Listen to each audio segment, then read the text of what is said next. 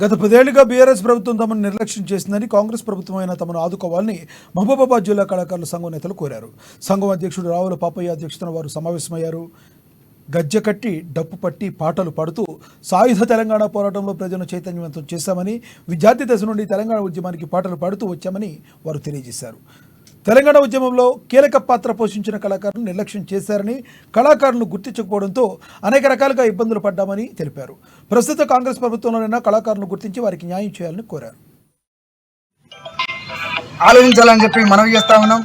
అదేవిధంగా స్థానిక ఎమ్మెల్యే గారు యువకులు చదువుకునేటువంటి యువ నాయకురాలు యశస్విని మేడం కూడా విజ్ఞప్తి, మేడం మాది కూడా మీ నియోజకవర్గమే, మీ పక్కనే మా ఊరు, కాబట్టి దయచేసి పొట్టగుడ్డి కోసం పాట నేర్చుకొని పాటతోటే ప్రయాణమై చాలా ప్రోగ్రాలు చేసుకుంటూ బతుకుతున్నాం. ఇవాళ మా కన్నీళ్లు కష్టాలు రోడ్డు మీద పడ్డాయి తప్ప మా బతుకును ఆలోచించేటువంటి పరిస్థితి లేరు.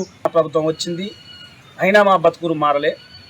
గత ప్రభుత్వం బీఆర్ఎస్ పార్టీ మా కళాకారులకు ముండిచేయి చూపించి మమ్మల్ని ఎటుగాని పరిస్థితిలో ఉంచింది. ఇప్పుడున్న ఈ యొక్క ప్రభుత్వం కాంగ్రెస్ పార్టీ మాకు న్యాయం చేసి మా కళాకారులకు ఒక దారి చూపించి మమ్మల్ని ఆదుకోవాలని ఈ యొక్క సభాముఖంగా తెలియజేస్తున్నాం. కళాకారుల బృందం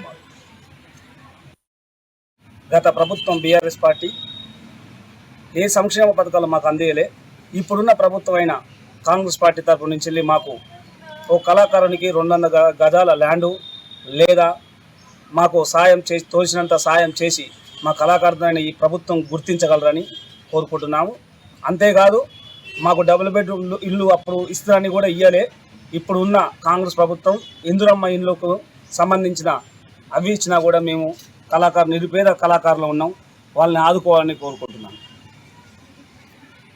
2014 వరకు తెలంగాణ వచ్చేంత వరకు యూనివర్సిటీలో చదువుకొని తెలంగాణ పాటలు నేర్చుకొని ప్రజలను ఏకం చేసి కాళ్ళ గజర కట్టుకొని పాటలు పాడితే మా బతుకులు మారుతాయి అనుకున్నాం. కానీ వచ్చినటువంటి ప్రభుత్వం, గత ప్రభుత్వం టీఆర్ఎస్ ప్రభుత్వం కళాకారులకు మొండి చేసి చూపింది.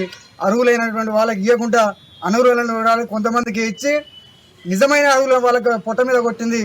కాబట్టి దయచేసి ఈ ప్రజాప్రభుత్వం అనేటువంటి కాంగ్రెస్ ప్రభుత్వమైనా గౌరవ ముఖ్యమంత్రి వర్యులు రేవంత్ రెడ్డి గారైనా కొద్దిగా మాలాంటి బీద కళాకారుల గురించి, పార్టీ గురించి పనిచేసినటువంటి వాళ్ళు ఆలోచించాలని చెప్పి